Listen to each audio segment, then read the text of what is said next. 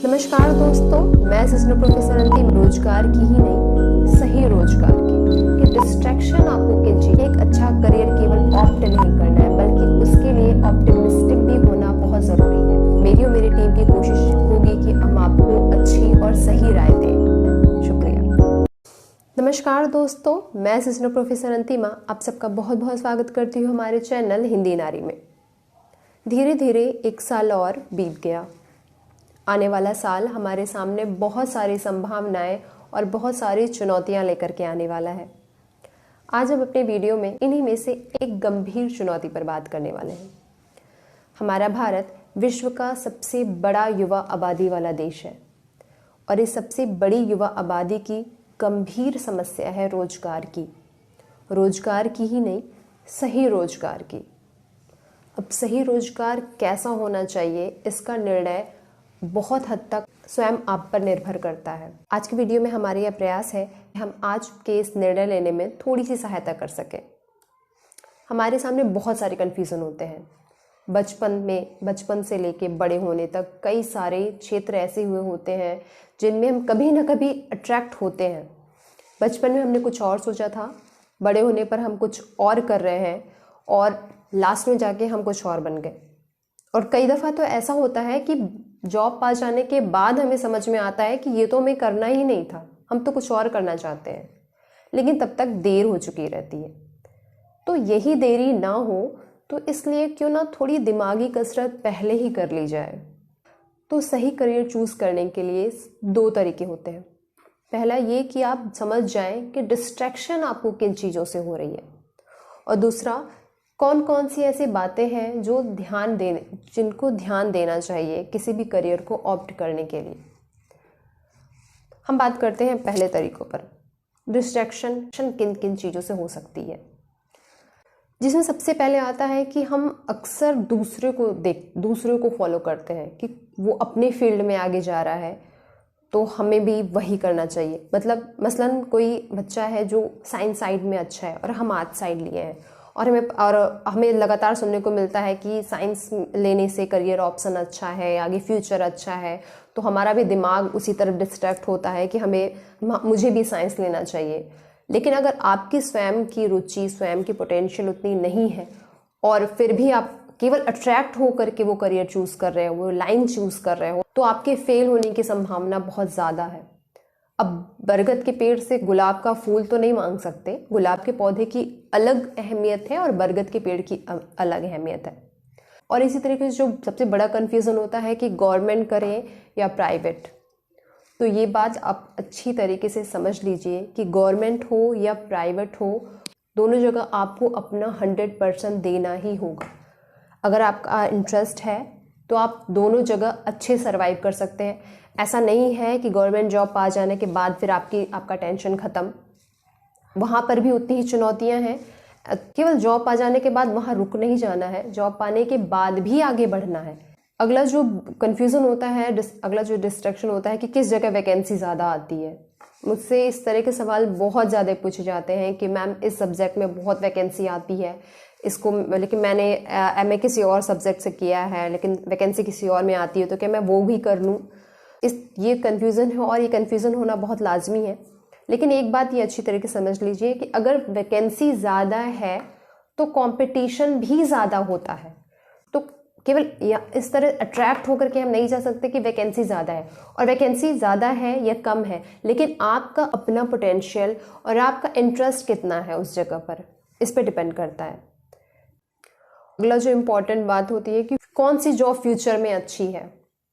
आप यकीन मानिए, अगर आप प्रेजेंट में अच्छे हैं, आपने प्रेजेंट में श्योर अपने पोटेंशियल के साथ, अपने डिटर्मिनेशन के साथ कोई जॉब या कोई करियर ऑप्ट कर लिया है, तो अगर आप अपने फील्ड में बेस्ट हो, बेस्ट भी नहीं, अगर आप बेटर भी हो, तो आपका करियर फ्यूचर निश्चित ही अच्छा होगा।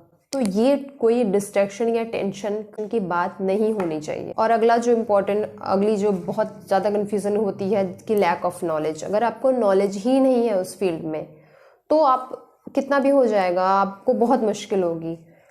तो सबसे ज़रूरी होती है कि आपने जो करियर आपको ऑप्ट करना है उसके बारे में आप पूरी नॉलेज ले लीजिए। उसके बाद आप डिसीज़न लीजिए कि करना है कि नहीं। आपने पहले ही सोच लिया कि मुझे डॉक्टर बनना है, और आपको पता ही नहीं है कि डॉक्टर बनने के लिए आपको क्या क्या करना होगा, क्या क्या तैयारियां करना होगा। तो इस तरह से भावावेश में फैसले नहीं लिए जाते, किसी को देख करके डिसीजन नहीं लिया जाता। पहले आप खुद उसके बारे में देखिए, सोचिए, नॉलेज इकट्ठा करिए, उसके बाद आप डिसीजन लीजिए। तो ये सब तो कुछ चीज़ें थी जो डिस्ट्रैक्ट कर रही हैं। अब हम बात करते हैं कि करियर को चूज करते वक्त क्या क्या चीज़ें, क्या क्या पॉइंट्स आपको ध्यान में रखना चाहिए। सबसे पहला और ज़रूरी बात है कि करियर में आपका इंटरेस्ट कितना है और आपका अपना स्ट्रेंथ कितना है।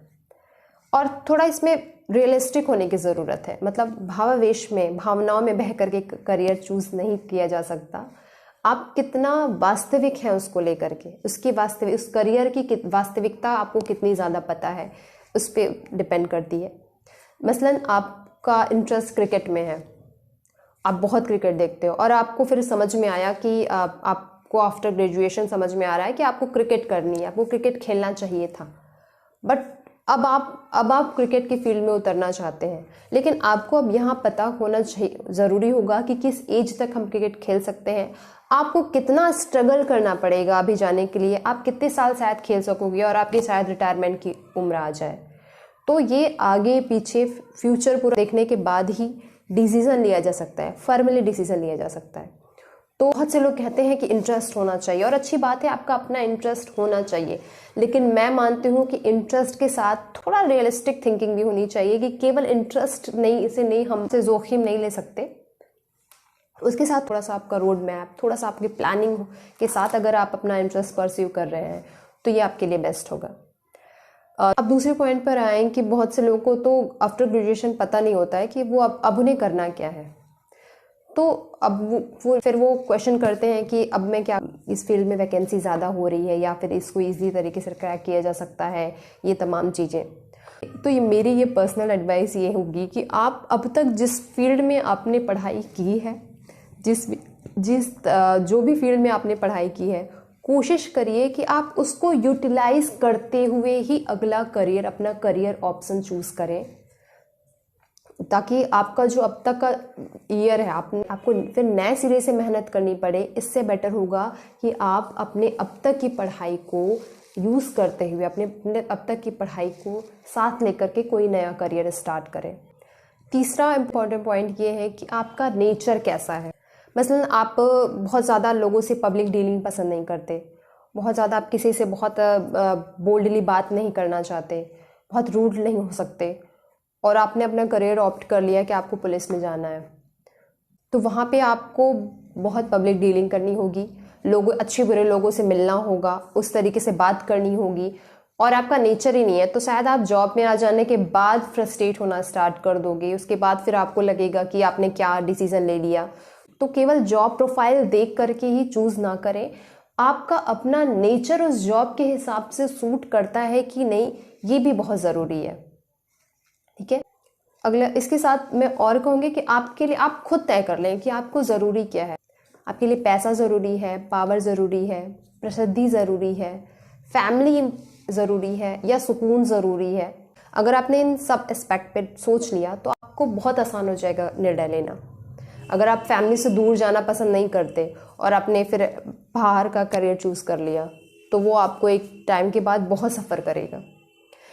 और सबसे लास्ट और इम्पॉर्टेंट बात ये है कि आप लोगों से सजेशन लें अपने करियर के लिए, ऑर्डर ना लें। कई दफ़ा हम ऐसा सोचते हैं कि ये हम किसी से पूछ लें और कोई मुझे बता दे कि नहीं ऐसा ही करो।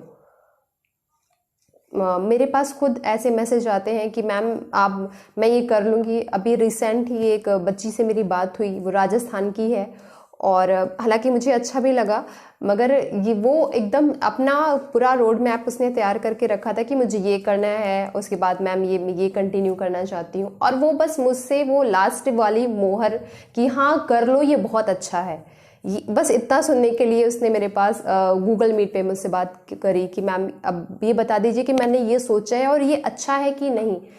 तो मुझे ये बात लगी कि आप दूसरे से, कई दफ़ा हम ऐसा सोचते हैं कि हमें कोई दूसरा बस बोल दे कि नहीं नहीं ये सही है, अब यही करो, तो कोई दूसरा आपको बस सजेशन दे सकता है, दूसरा आपको समझा सकता है कि ये करना चाहिए नहीं करना चाहिए, लेकिन लास्ट जो डिसीज़न है वो आपका अपना होना चाहिए, क्योंकि आप उसके साथ उसके सभी रिस्क और उसके सभी अपॉर्चुनिटी के लिए आपको खुद तैयार करना होगा अपने आप को।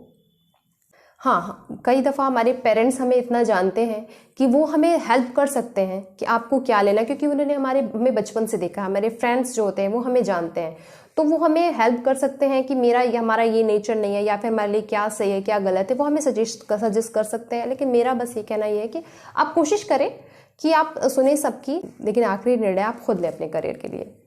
तो ये सारे कुछ ज़रूरी पॉइंट्स हैं। आप इन सारे पॉइंट्स के हिसाब से एक बार अपना खुद का इंटरव्यू लें, अपना साक्षात्कार करें, और साक्षात्कार के बाद जो भी निर्णय आता है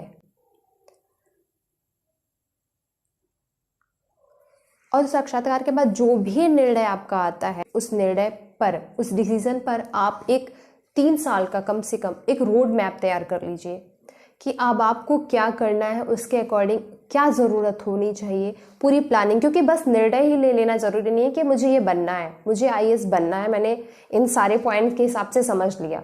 अब आप एटलीस्ट उस अपने डिसीज़न के हिसाब से, अपने निर्णय के हिसाब से आप ये पूरी प्लानिंग पहले करो, पूरी प्लानिंग करो कि आप ये इतने महीने में क्या कर लोगे, फिर इतने साल में क्या कर लोगे। क्योंकि गोल छोटे भी बनाइए और बड़े भी बनाइए, दोनों गोल को साथ लेकर के चलिए। आपने 3 साल का पूरा रोड मैप बना लिया और अब आपको हर 6 महीने पे उसको जज करना है कि आपने क्या अचीव कर लिया, जो सोचा था उतना आप पहुंचे कि नहीं पहुंचे, उसके आगे कितना बचा रह गया है, उस हिसाब से आपको अपने करियर की ओर उतरना चाहिए।